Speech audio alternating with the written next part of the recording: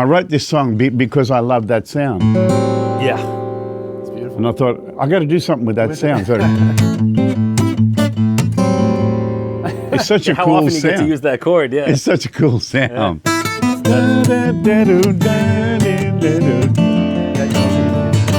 Yeah. Hey guys, it's Russ and Ryan from AMS. We're here at the State Theater where we had a chance to sit down with our good friend Tommy Emmanuel and pretend to know what he was doing while he was playing. Lord knows he confused me, but I can tell you, the road to the musical journey never ends. We hope you enjoy it.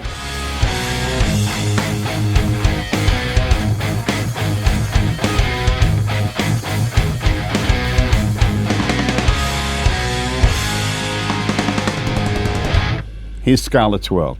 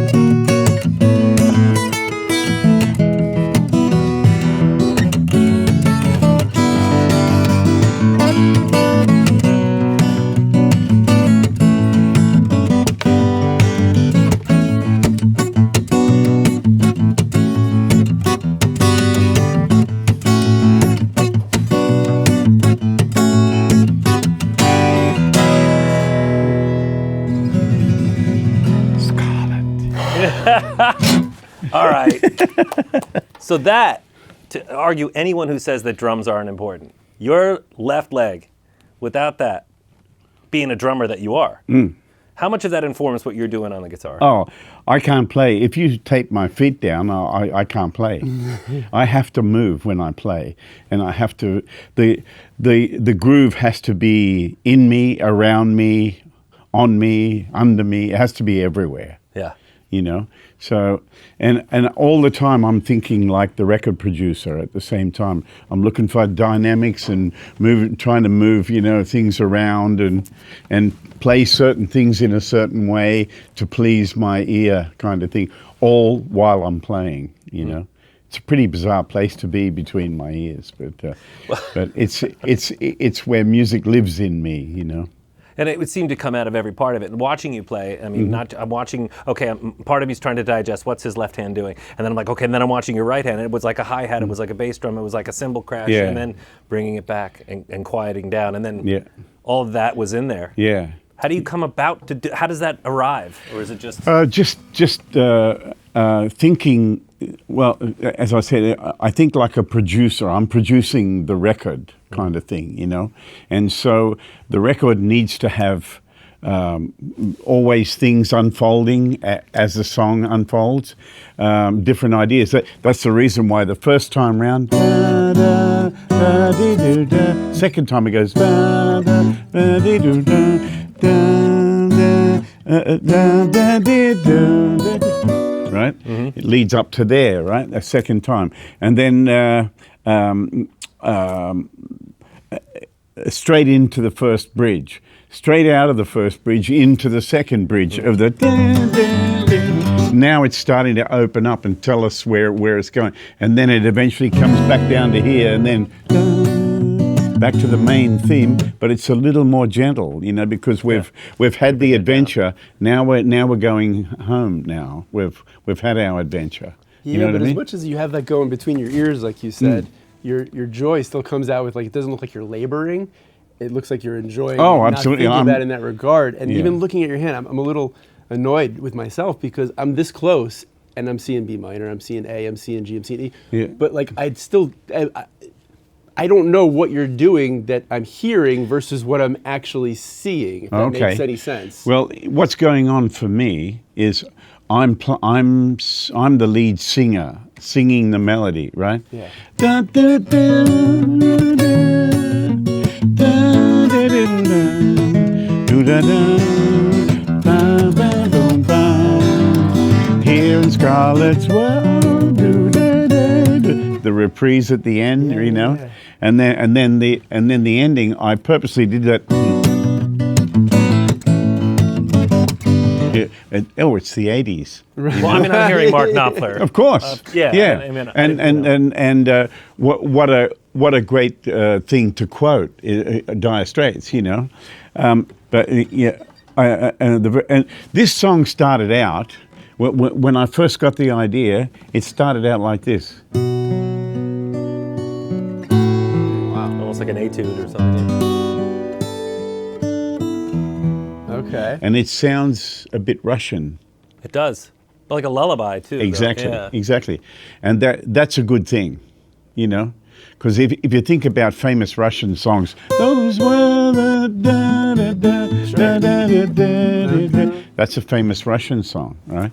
And that melody sticks in your head. So I had this, and I thought there's something good about that.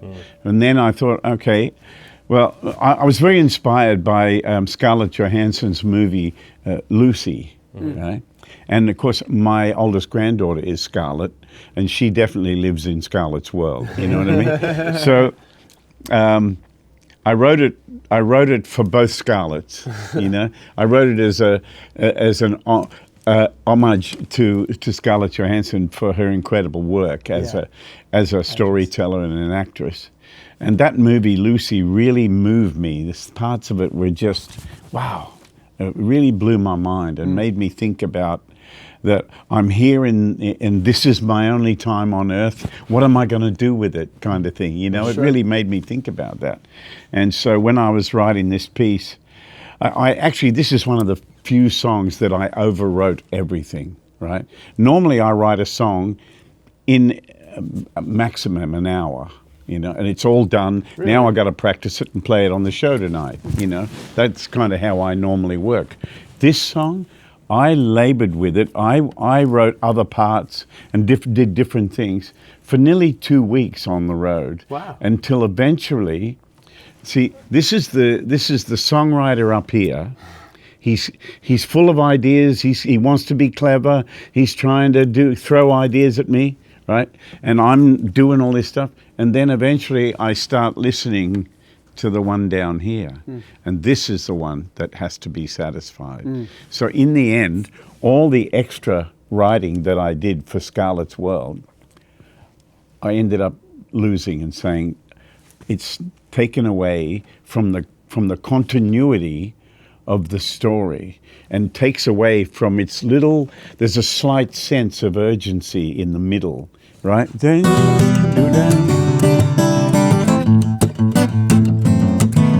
there's a what's this about? Sure. You know, and it's a little bit scary, kind of. You know what I mean? Yeah. So there's a sense of urgency, and I play it that way. And then when I come back to the melody, I play it a little softer, so it's like settled back down. You know, that's like writing the soundtrack to what's going on in here. Yeah. So, yeah, I ended up finally settling on the way it is, the way you just heard it, right?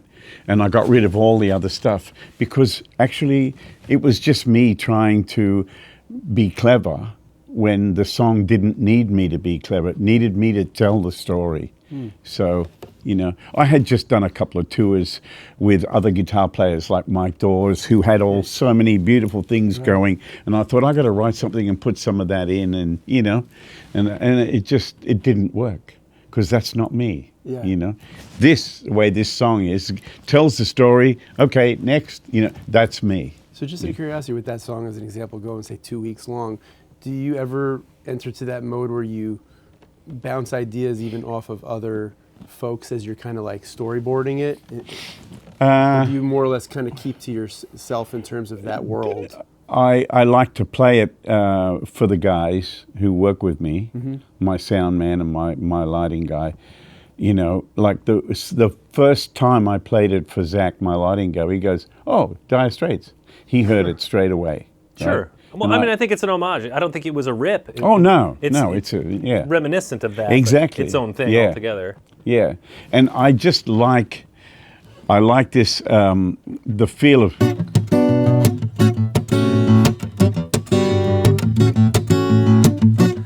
You can envision someone dancing to that. I mean, it almost has, like a mambo or it's very percussive and moving. Yeah. And then so you really notice it when you do bring the dynamics down. Okay, I'm going to play this. It's, when you hear it through a big PA, it has power and then it has dynamics. You know.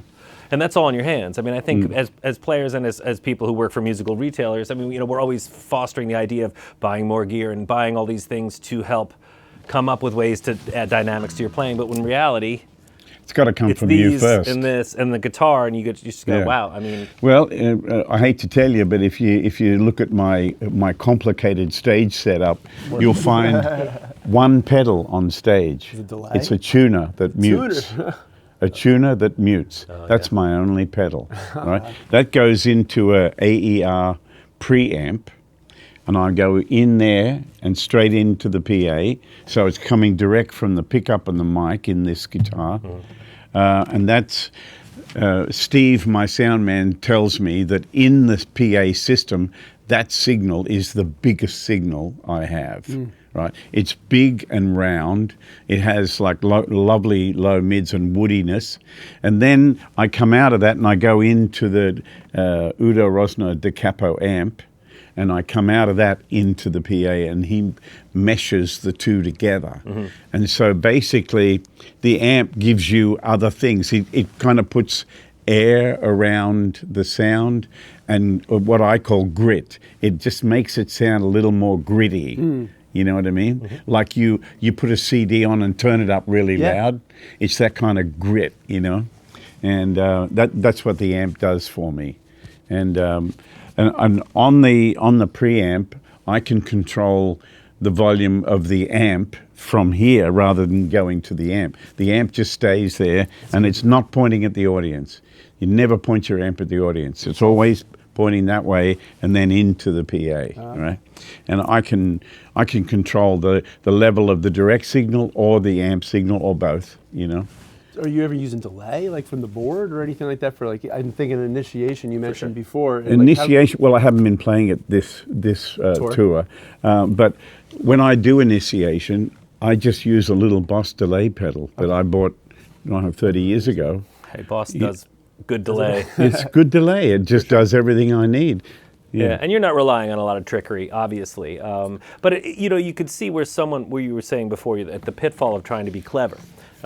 Much of what you do and what you play is very much what you do. So there are a lot of fans out there that expect that of you. Like, we want Tommy to be clever and to write these crazy technical songs. And in your mind, you're thinking, it's probably more difficult to write a simple song. That's exactly and right. Deliver it. That is the hardest thing. How can you say a lot with just a small amount? I mean, let's use this song as a classic example. A song I wrote called Lewis and Clark. Okay. You know, it's so simple. It's kindergarten, but trying to write this song, I mean, it wore me out. From The Mystery? Yes, yeah. That's beautiful.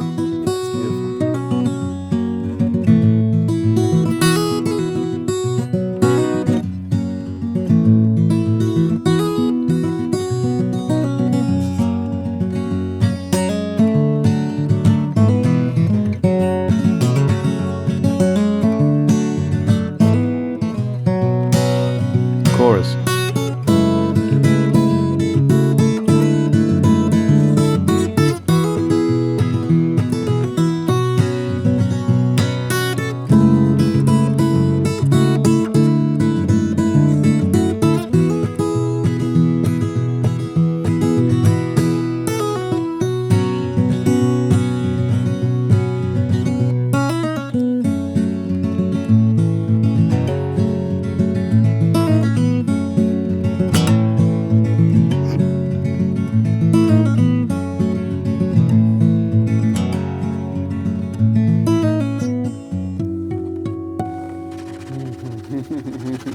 So what would the original version of that, with all the clever parts you had to strip away? I mean, how would it get boiled down to something like that? How do you know what to leave out?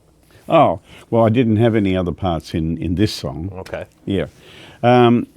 Basically, I was so inspired by the journals, reading the journals of Lewis and Clark. I knew nothing about their story because I grew up in Australia. We knew who Captain Cook was. We knew about all the English history. They taught us nothing about America, you know. Only John Wayne did, you know. And but when I read the journals of Lewis and Clark, I got like a third of the way into that book, and I was so inspired, you know. But then, and it never dawned on me until I started writing, you know, how can I tell the story of the great, of the great unknown? How can I tell the story of the rivers and the valleys and the prairies and the native people and the, you know, the wide opens? How can I do that? Well, I started with... When you're there, you can feel it. Oh, I'm riding a horse. Yeah, Exactly. Yeah. Yeah. So there has to be chord movement to create the sense of where we're going somewhere in the listener's mind. Sure. Right. So it has to be simple, and it has to be really heartfelt. Right. And so I got the first part.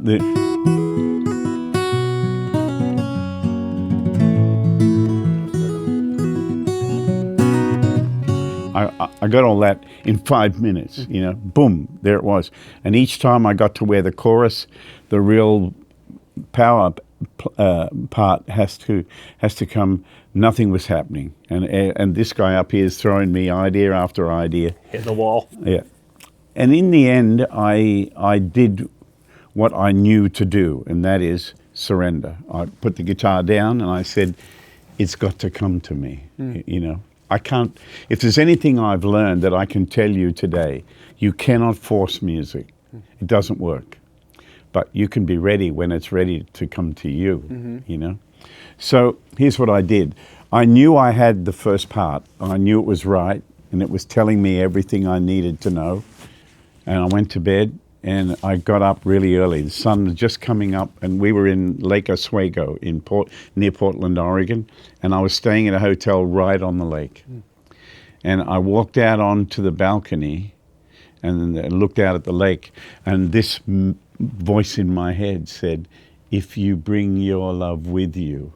It was because I'd been reading about what was going on and the reason why Lewis and Clark were doing what they were doing. And it was a voice to me from the native people. If you bring your love with you, we'll welcome you. But if you come in to take our place, then you're in for a fight, you know? So with that message, if you bring your love with you, came do do do do do do do. That the melody came in my head, so I raced in and grabbed my guitar and I found it. The only problem with that part of the song is that if you can't do that, if Yeah, your I finger noticed your doesn't do little that, the knuckle pop, you can't yeah. play it, you know? There. Yeah. But that's a nuance that I was talking about before. You wouldn't have picked up on that until you called it out just there. Well, I started playing it on stage, and really, because I'm a kind of, full-on hyperactive type of guy, I had to try to remain as calm as I could when I played this song and not mess with it. You know what I mean? Just tell the story. And it took me a little while to feel the kind of courage that it takes to be, especially if you got the audience wound up, and you just want to keep pummeling them, because it's going so well. But I wanted to tell this story, and I had to. So first thing I thought is, okay, I got to sit and play it, because when you sit, then it's a different the attention to the audience. So and I what I did is I made the introduction the chorus melody like this. Okay.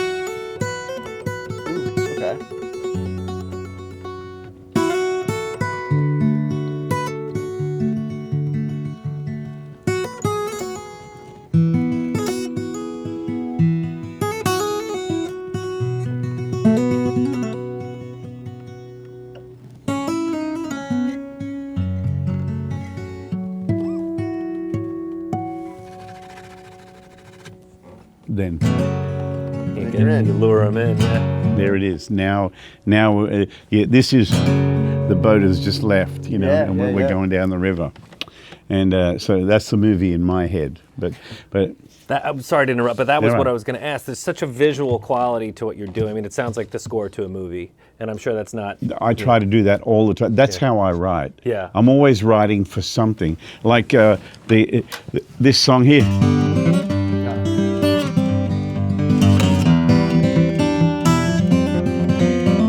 I wrote that for a film during COVID, during lockdown. I scored a film called The Tiger Rising. It's a Dennis Quaid, Queen Latifah film. Okay.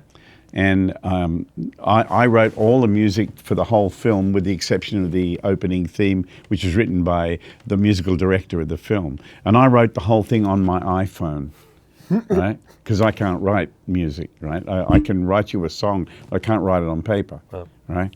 So I wrote this as a piece where the two kids, two characters in the film, after all the trouble they've been through, the whole story of the movie, they end up kind of going off together, right?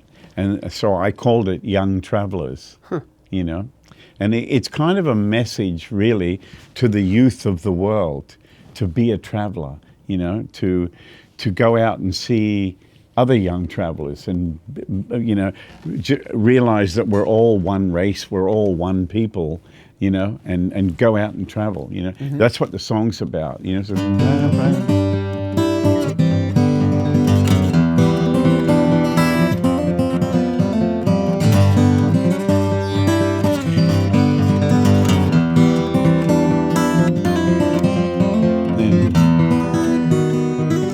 this is because you may not get the chance when you get older.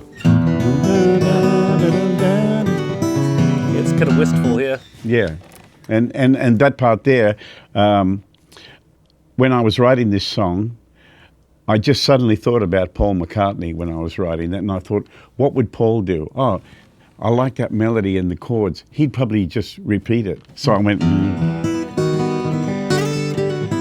want to hear that again.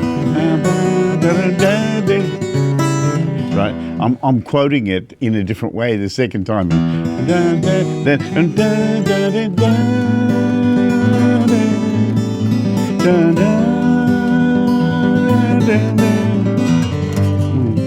Second verse, and then the bridge part is the same idea. Right, so you got those chords.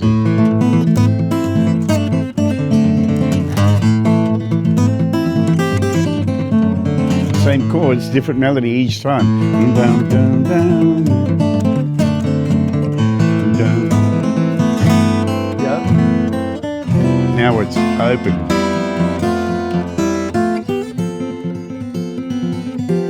and we're moving. Yeah. Where are we? Oh, we're back where we started. There we go.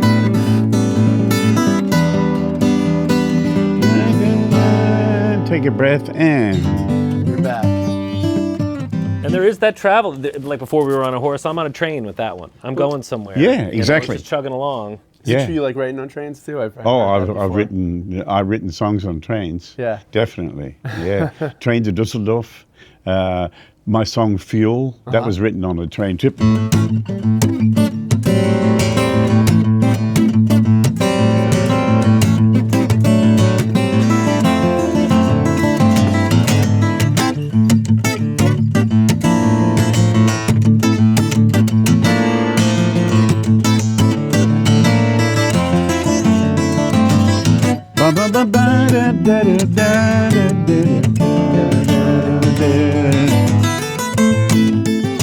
Same thing. I'm trying to write Indiana Jones or something. You know, that's how I'm thinking. You know, the verse part, and I wrote this song because I love that sound. Yeah. It's beautiful. And I thought, I got to do something with that sound. So it's such a How cool often you sound. get to use that chord? Yeah. It's such a cool sound. Yeah. And then I wanted the chorus to be like, you know, John Williams, you know.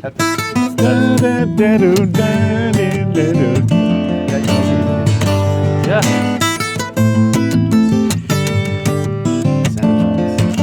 It's very cinematic there.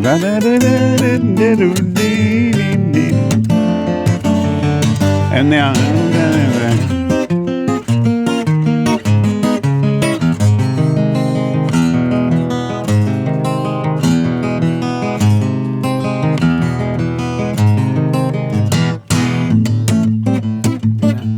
It comes straight back into the.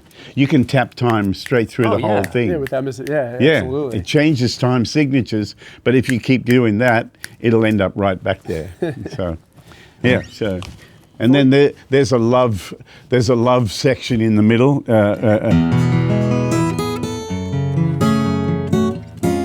Goes to slow time. Beautiful. Yeah.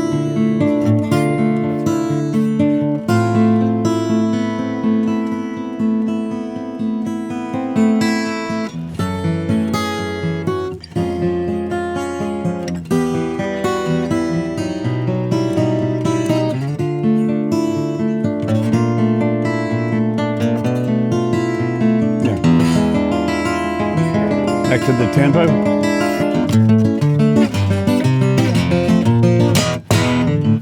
What a segue. Yeah. And then last time round, and it goes.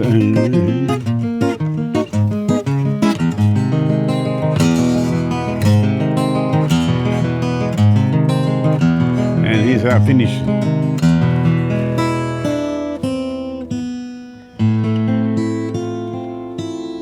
Mysterious ending. But there's Almost sounds like tension. the Batman. There's tension and release. Exactly. And without that, one part really benefits from the one previous. Yeah. But that's got to be exhausting to come up with all of that, or is it just flow? I mean, when you're in that zone.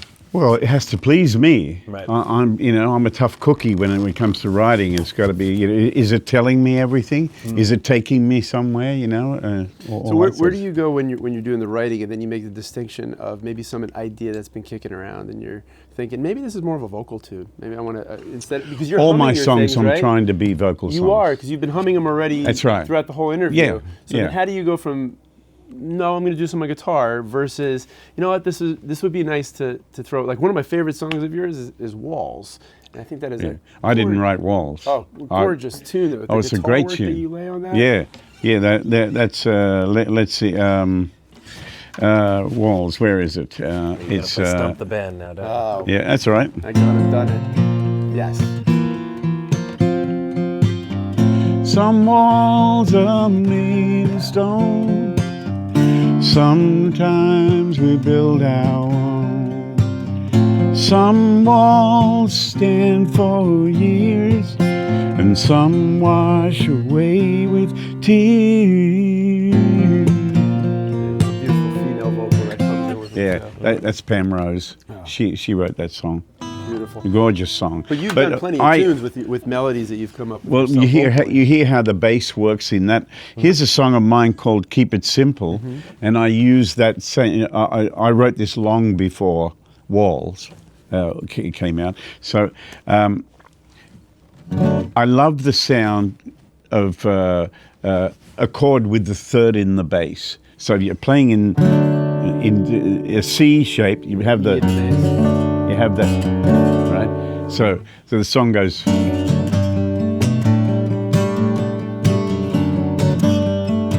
Here's the melody.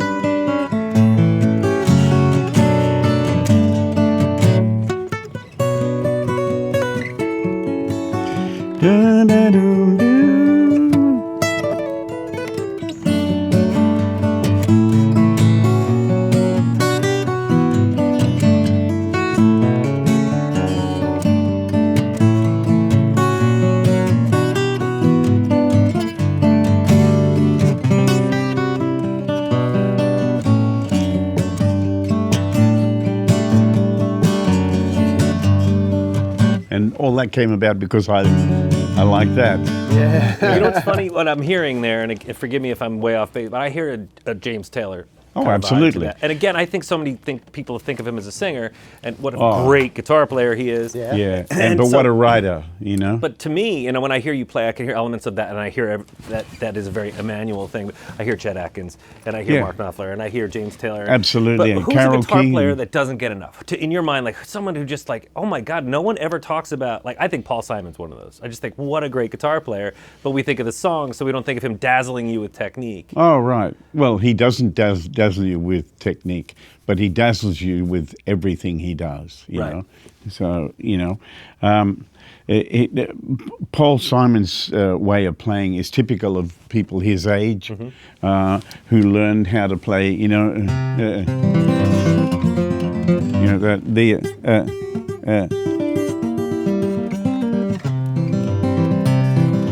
I am just a poor boy, though my story's seldom told.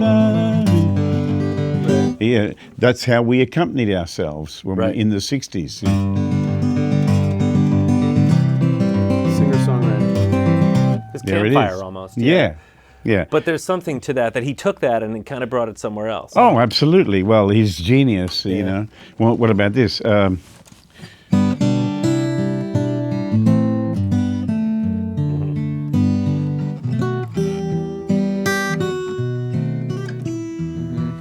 What a masterpiece that is, you know. Right. And then me and Julio. Oh, Yeah, God. all those- So again, there's but an infinite example. finesse. I mean, as someone, you're a fan of music. You're just obviously not just a fan of guitar players. But is there someone No. you think is like woefully unappreciated? Someone that is constantly used or referenced in music throughout the 20th century that you feel isn't given their enough dues? credit? Oh, well, I think two of the best guitar players who have ever lived would have to be Glenn Campbell Oh, yeah. and Jerry Reed. Oh yeah. You know, and maybe Roy Clark as well. You know, if you look at his work and how brilliant he was. I mean, those guys. Jerry Reed wrote stuff that is just like mind-boggling. He was a great writer, a great singer, and he was just a great entertainer. Glenn Campbell was a phenomenal singer. You know, he could sing the phone book and I'd love it, you know.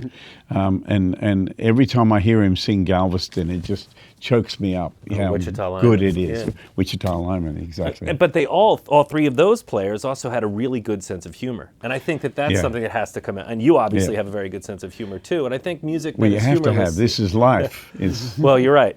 you got to get your way through it and have fun. True. You know? That is true. But to convey that in a way that's whimsical yet is still musically valid. You know what I mean? Sometimes you Yeah. can play a song that's kind of little corn pone or whatever else. But if there's actual intent behind it, you Well, watch Roy Clark is a great example. Oh, That guy could he rip was your so face off. fabulous, you know. Yeah. And all those guys are gone, you know. But the stuff that they've left us is unbelievable.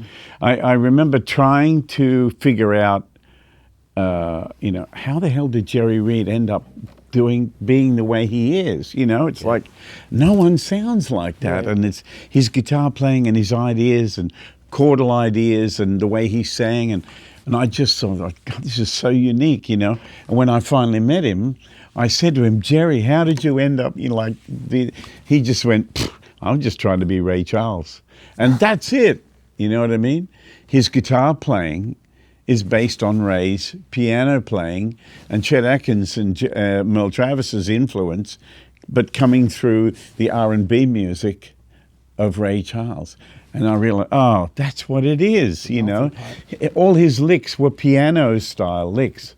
Yeah, you know? Barrel House and Boogie and all of that, and so effortless. But I think also players like that who come out almost seemingly fully formed, even like Jimi Hendrix or someone like that. Yeah. I think a lot of it just came down from no one telling them not to do it. Yeah. You know, they just said, I'm going to do it Exactly. this way. Is it the right way? Is it the wrong way? Well, who's to say? Yeah. You know, they just said, well, I'm going to grab a little bit of this, a little bit, and it's going to come through here. Yeah. And it's going to sound like that. Yeah. Easier said than done. You know, that's why I was explaining that I like certain sounds because they're based on piano. And I'm attracted to that.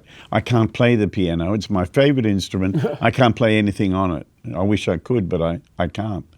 So I can do piano-style things, and I'm always looking for piano ideas, you know. There was a guitar player who put out some amazing books years ago, and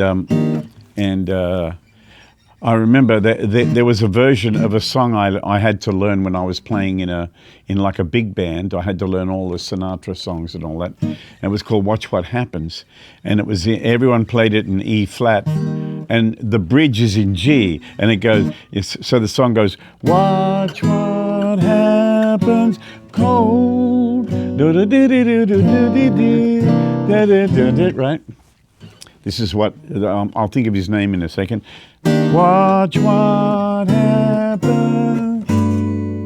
Holy smoke. Yeah. Yeah. So I don't even know what chord that was. and that's G major 7. Yeah. That shape there is one of the exercises that I give people who want to learn how to play the cascading harmonics that I do. You have to prepare your hand for it because it's going to ache like hell because you're using muscles for a long period of time holding the same position. It's going to hurt, you know. So if you do that, if you make that shape, if you press 4 strings down with your little finger, right, hold them. Now,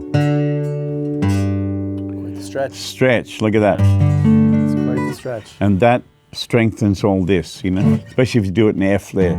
Yeah, down in the F. Yeah. Having bigger hands helps. Yeah, I was just going to say, I'm looking at your hands. It's like a Lenny Bro kind of thing. You watch those. Yeah, those that's stretches. exactly right. Yeah. Yeah. And that's why when people say, "Oh, your action must be dead flat," it's not dead flat. It is low, but it's not like there's still power to it. You know, you've got to have some pushback. And most people who think they've got their action set like me, I play their guitars and I say, this is way too low. You know, you've got nothing coming back. Right. But you can't have too much because if in the middle of the show I want to go, and I want that at all sustain or whatever, I got to have the strength to hold it and to to make it nice and clear. So, you know, strength gives you the ability to do stuff like that. Strength gives you control. Sure. There it is. I knew I'd find it. I was having a senior moment. So when you're sitting down to play, practice, it's flowing through you. You constantly want to pick it up. You still have the passion for it now, maybe more than ever, is fair to say. Yeah. But you strike me as a guy too that's always a student that wants to Always. continue Absolutely. learning as well. So at your level, at your experience at this stage, you've climbed one summit, so to speak, how do you in your own world feel like you're striving for the next? Well, doors continually open. You know, on the last tour that I did in China, I did China and Japan and all around Asia and everything. Meeting young fans and hearing what songs of mine that they really loved and what they meant to them caused me to revisit a lot of my older songs. Okay. And I realized, I haven't been playing those songs for a long time. And I rediscovered them and fell in love with them again, you know? And so that was a good thing for my playing. And then,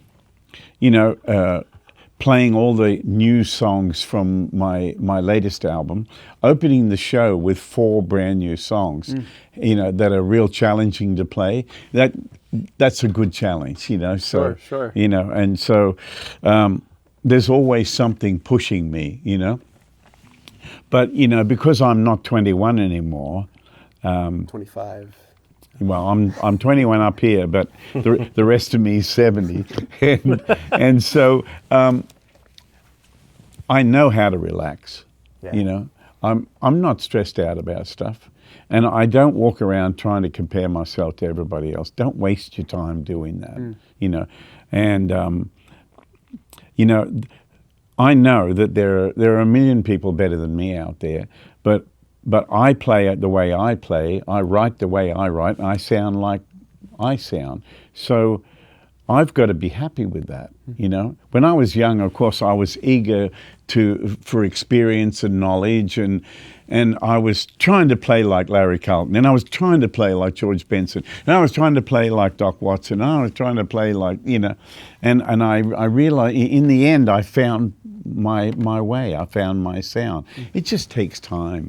I was teaching at Berkeley the other day, and I had this question from a very young person saying, "How did you find your voice? You know, you've got a voice. How did you find it?" I said, "It took a long time." You know, I think when I wrote that, I was probably in my mid-30s. And when I made that record and everything, I brought it home, and something inside me said, "That's your voice," you know. There it is, and I had to make peace with the madness of trying to do this and trying to be this, and you know, it's the same principle as people say, "What's the formula for success?" And it's like, I don't know, but I can tell you how to fail. Try to please everyone. Yeah. You're going to fail. Yep. All right. But so you just got to keep going, keep learning. And the thing that people don't think about is be a listener. You know, when I'm not playing, I'm usually listening to music or someone talking about it. You know, so I can learn from them. Sure. You know. And when I'm home in Nashville and I'm out and about doing stuff and I'm driving everywhere, I've always got radio on. I listen to Taylor Swift's radio because I want to hear what she's doing now. You know what I mean? And I want to listen to the Beatles radio and all that sort of stuff. And I just constantly want a flow of good things coming into me. You know, and then you do what you do with it at that point. Yeah, so hopefully it can inspire me to write something if I get an idea, you know. Where's the entertainer side come from? Just, I mean, over the years, there's an energy, right? But when you hit the stage, and we've seen the clips, the videos. You've got to entertain people. My dad said to me before I was 6 years old, "If you want to be a musician, then we'll see if we can get you a job in an orchestra. If you want to be on stage, then you've got to be an entertainer." And that's how he said it. That must have struck a chord. Well, I was a kid. I was willing to do anything. I was having a good time, you know. But I think what happened, I learned very early that I loved being on stage, right? I felt at home up there, and I was excited. And I started watching people like the host of a show who had good comedy timing, and people, people laughed and people listened to him, and I just watched how he talked and how he handled himself and things like that. And then I'd watch the comedians and see the timing and all that, and I thought, I want to make those people laugh like that and all that, And my brother and I used to always do. People would say, "What can we expect from the show tonight?" And Phil would always say, "Well, there'll be a few songs between the jokes," stuff like that. Sure. Because we don't want to be, serious musicians. God help us. We're up here having a good time. I'm not trying to prove anything. I'm trying to give people a good time. Yeah. I'm in the entertainment business. But when people see these marks on my guitar, I always tell them that they're there in the name of entertainment, because nobody else goes. I don't see anybody else doing that. I don't see anybody banging the microphone with a brush and playing a drum solo on the guitar. That's so I can be different. When did you find that? Like you just said, finding your voice in the instrument. But when did you find that voice in terms of being able to do the whole package? It just evolved over years of doing shows and trying anything and everything to be entertaining for the audience, trying new things. And I remember when Takamine first came out with a guitar with a really good pickup in it, if you turned that sucker up and spiked the mid-range, you could go, and it would sound like a drum because it had a certain mid-range frequency. There was no mic in the early ones. And so I used to do this thing, and my brother would play and I'd play. He'd play. Wipe out.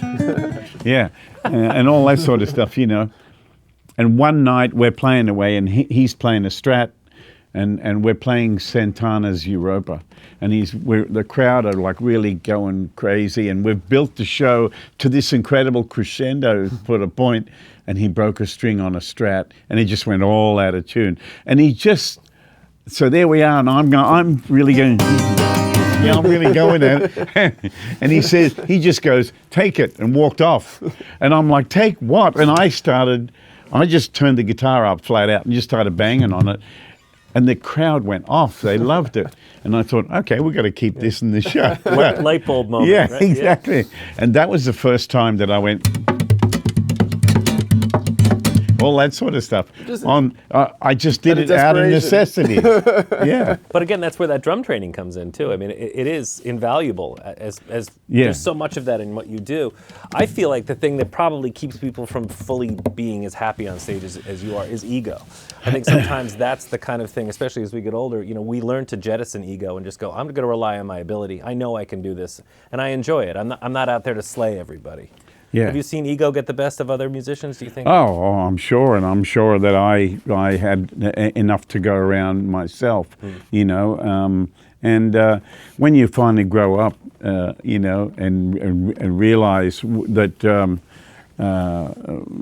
you think way too much of what you do, and that I'll just never forget my father saying to me when I was a kid, I made some mistakes on stage or something, and I came off, and he just grabbed me. He said, "Listen, you can be replaced, Bob, like that, And so I think ego, edging God out, is a bad thing. But we all have one, and you can't let it get in the road of being at your best. I'm always curious to what I'm going to do next and where I can go. Last night when I played in Boston, I walked out on stage and the room was just jammed with people, and I'm like, I couldn't believe it, and it always blows my mind, because I'm thinking a lot of people are doing it tough right now. It's hard to sell concert tickets and all that sort of stuff, and my shows have been going through the roof, and I'm always expecting it to be like, oh, it's all over kind of thing, and it just keeps getting better, and I don't want to be taken that for granted, you know. And I always want to be in a place to have an attitude of gratitude, you know, and give the best I can to the people out there. That's my goal. And that's your job. I mean, you do take that seriously. Absolutely. And as a certified guitar player, I mean, that is something that someone could go, hey, you know, that's an ego thing. I think no, that's something that you wear a badge with honor, and you say, this is my job to give that to people, to make people happy with it. Yeah, take it all. It's all yours. Yeah. You know, I don't own it. Mm-hmm. We don't own music. Music's here for us. Mm-hmm. You know, and this is another point that I think is important. Young people are very much afraid that what people might say if they play one of my songs. They say, "Oh, you're just trying to be like Tommy, or you're copying Tommy." Sure. I say to them, "Go ahead and do it, because I wouldn't be where I am if I hadn't copied Chet Atkins and Doc Watson and blah, blah, James Burton and Roy Nichols. And, you know, I copied everybody because I wanted to make that sound. And I think it's nature's way that whatever lights a fire in us is what we need to follow, you know. So don't be afraid, you know. Everyone steals from everyone else. If you go back and read about Frank Sinatra, you know, he'll be the first to say, "Oh, I just copied Bing Crosby and Billie Holiday. She was my hero, you know." And I wanted to sing like that, and I wanted to play. I wanted to sing like an instrument, you know. And Artie Shaw showed me how to breathe like a clarinet player, and you know what I mean. He was doing all that, and eventually it came to the voice. You know what I mean? And we all go through those same things, you know. All I wanted to do was play Chet Atkins tunes when I was young, and I'd buy his albums, and I'd try to work out every song, and I'd try to play it exactly like the record. Of course, I couldn't because I'm not him, but that's what I was trying to do. And eventually, that led me to finding my own way. But I don't think I would have had the abilities I had, you know, 50 years ago if I hadn't started doing that. So I encourage young people, take what you want, copy whoever you want, but eventually you will find your voice. Sure. And that's the fabulous thing about guitar, too. I mean, you could play Chet's songs on Chet's guitar through Chet's amp. That's right. You would sound like you. Exactly. And it's amazing how that happens. That's the most frustrating thing about guitar, because you'll hear something, I want to play like, you know, Eddie Van Halen or whoever. You could plug right into that rig and it won't. It'll sound like you. And that's also the best part about it. Because nobody's going to be better at you than you. That's right. And that's why you keep going. There's, like you say, there's always better players technically. Oh, absolutely. But that's not the point. No, that's not the point. Right. You know, and I'm not here to say I'm the best, blah, blah, blah. I could give a damn about that stuff. Sure. You know, I'll see how I go tonight. I'll give it my best today, and you know, if everything goes well, which I think it will, you know, then I've got tomorrow to look forward to. You know. That's a great way to look at it. Now, you have a set list picked for tonight?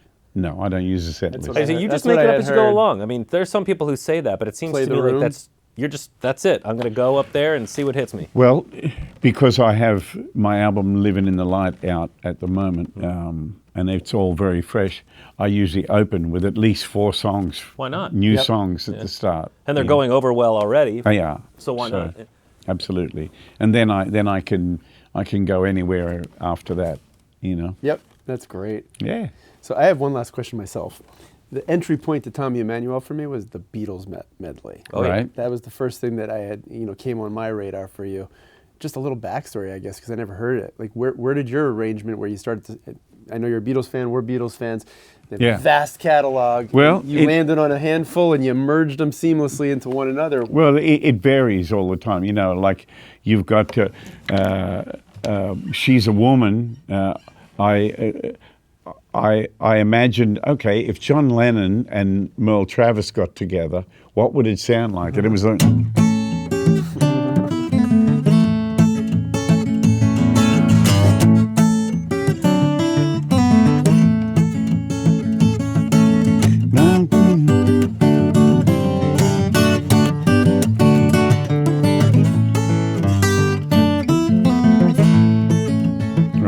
you got that, and then Chet Atkins did an album called Chet Picks on the Beatles. It was about 1966 or something like that. Yeah, and he did a version of right, and it was a little bit classical sounding. You know, it was really nice. So I took that idea, gave it a backbeat.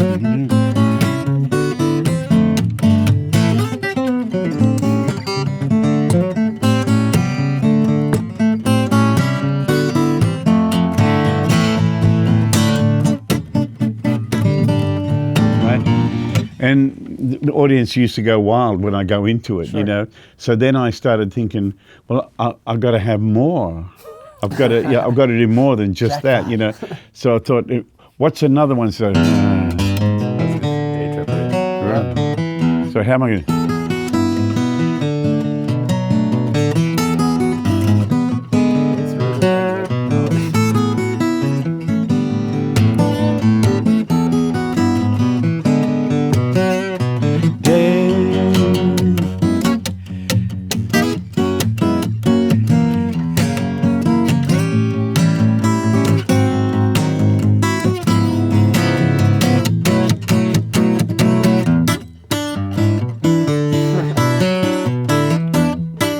I just got that idea because I felt like, as a solo piece, the bottom dropped out of it when I went.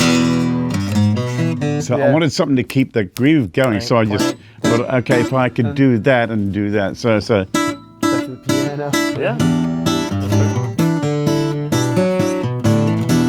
Now, if you're trying to work that out, just remember, don't play the last note of the riff. Hammer it on. All right? I've tried. When I first worked this out, which was about, 1990? About 1990 when I worked it out. There it is. Yep. Right? Because if you go, it'll... Yeah, where's your thumb going to go after that? Totally. Yeah.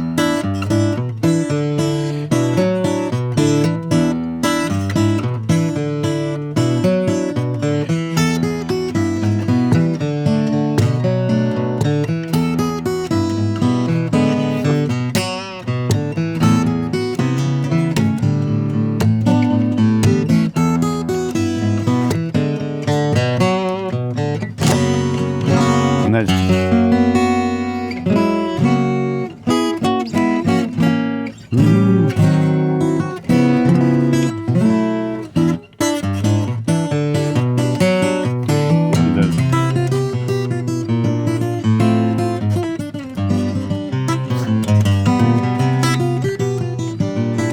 I got a bunch of them. I got a whole bunch of them. Yeah, they work in now. Yeah. There's that, and let's see. I do. Yeah.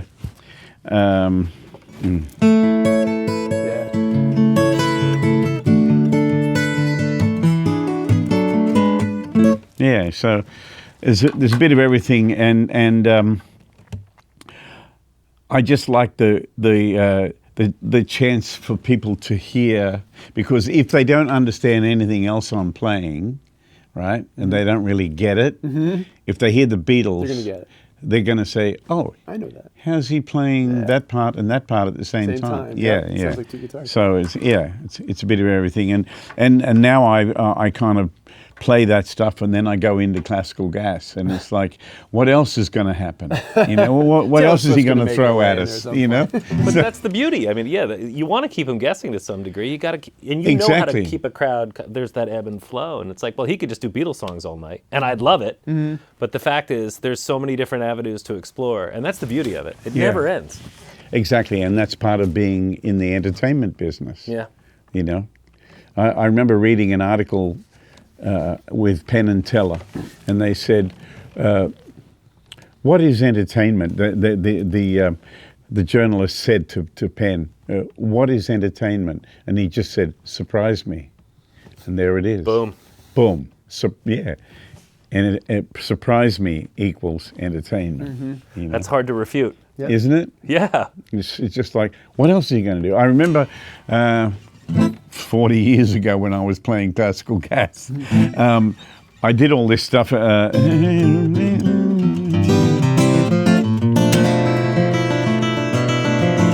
I found this really interesting lick.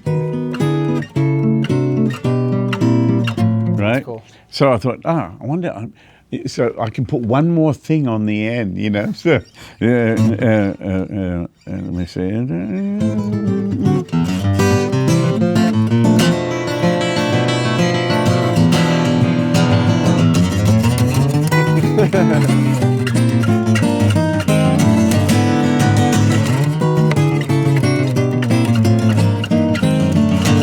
So it's, I stole it from Chet. Yeah. Yeah.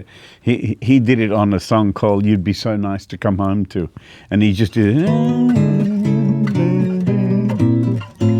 like that at the start of the song. And I thought, I'm going to steal that. I'll put it on the end of Classical Gas. I know, but I'm hearing Dick Dale in there, and I'm hearing you know, melting Cliff pot. Gallup, and I'm hearing, you know what I mean? Yeah. It's all in there. Yeah, exactly.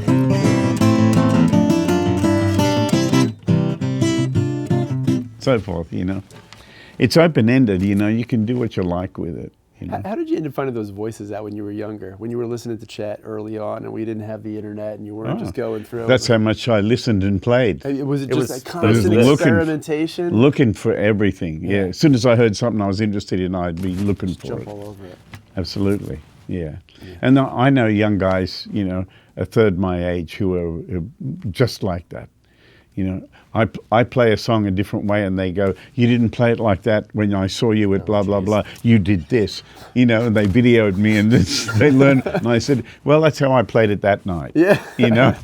But fans they'll hammer on something like Tommy didn't do it the way he did, you know, and it's like, well, the idea is to progress. There was that old SNL skit where William Shatner was on, and he's Yeah. at a Star Trek convention, and they're like, you know, in the third episode, you were supposed to do that. He goes, get a life. You know, he just tells people, like, these are people they're paying to see him, and he's like, just get a life, you know? Come along with me. Yeah, I didn't play it like I did in 1988. That's the point. It's 2025, you know? That's why Initiation 25 is different than the previous. And, you know, And I played it live with 2 amps and I stood right on top of them and got them to growling and everything. Cool. When the video comes out, I only did one take. Actually, the truth is, Scarlett's World, Drowning Heart, Black and White to Color, You Needed Me, Little Georgia. Don't say they're They're first all takes. one take. I only One played them take, not first take. first take. First take. Yeah, Wow. all of them.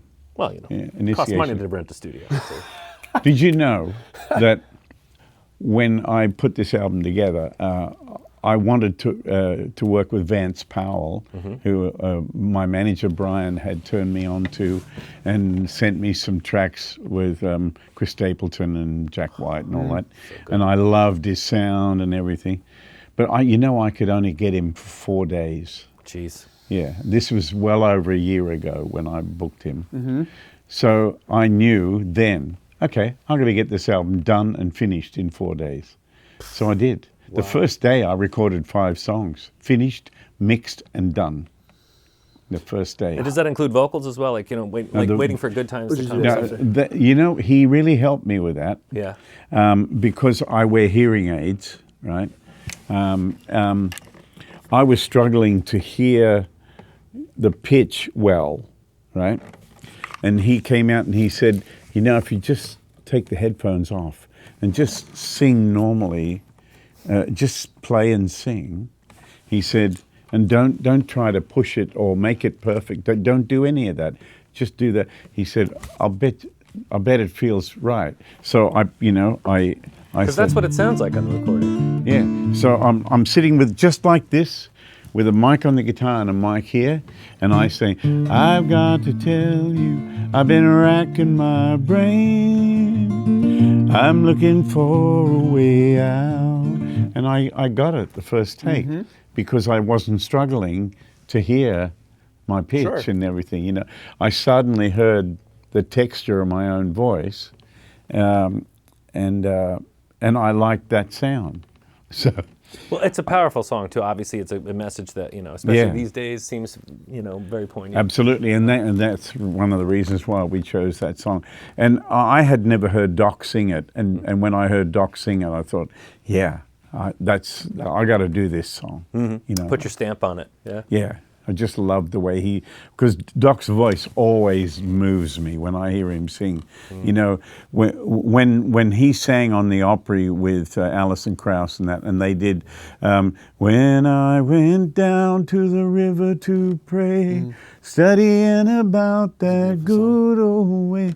The sound of his voice on that, my God, it just killed Having me. Allison there doesn't hurt. Yeah.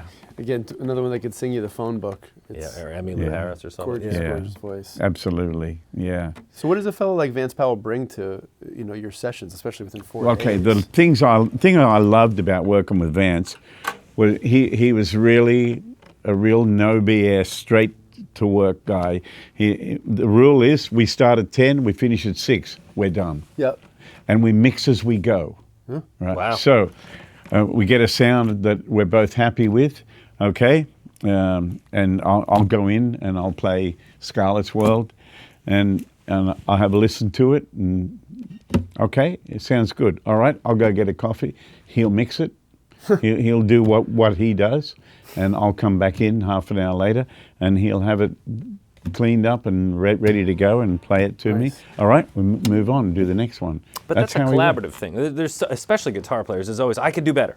Give me another take. You don't seem like that's really part of your game. There's nothing perfect about any of the takes. Yeah. There's nothing perfect about it. But I could say that about all my records.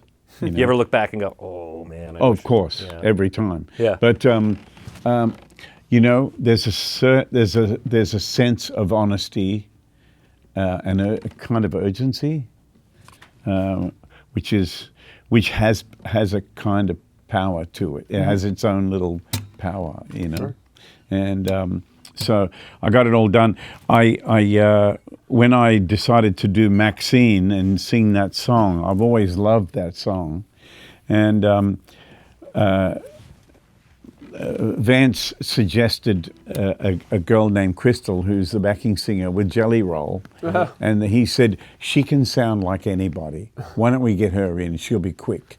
And so I only had an hour to have her. So I taught her the backing vocals, and we sang together, and then we doubled everything, and I got her to do some other kind of like Aretha type things in the background, and pieced it together. And she was there an hour, and she left. Wow. I got it all done. Wow. Yeah. That's efficient. It's just so rare, yeah. Yeah, and I brought my Telecaster in, and my little pedal board with a few pedals, and I borrowed Jack White's Fender amp. He has his own model Yeah, Fender the amp. Reverb, it's cool. God, what a sound! It was beautiful, and I did all the electric part on that in the control room with the amp in the other room there, distorting, and That's it was great. yeah, That's it was great. cool. So I feel like we could go on for Yeah. hours, but would you play us out? Is there something that's on your mind? Would you do like, I don't know, like a Yeah. an Elvis song? I don't know, just something, you know? All right. How about a little bit of Little Georgia? Oh, beautiful. Yeah, something a little different. Here you go.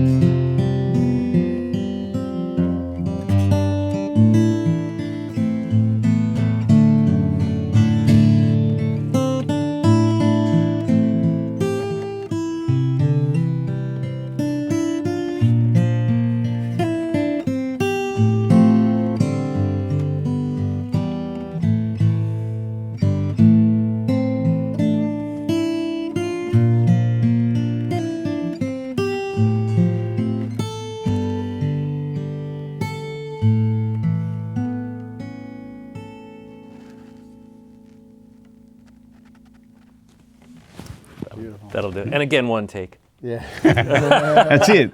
You know, when people say, "Well, how can you get it one take?" I have to every night. That's right. Yeah, let me start over, everybody. Sorry about Yeah, that. sorry about that. Yeah. Take 3. That was awesome. Thank you so much. Okay. for your time. Man, Really appreciate appreciate it. Big thanks again to Tommy Emmanuel for sitting down with us and taking the time. We certainly enjoyed it, and we hope that you did too. Make sure to like and subscribe, and for all your musical needs, please head on over to visit us at americanmusical.com.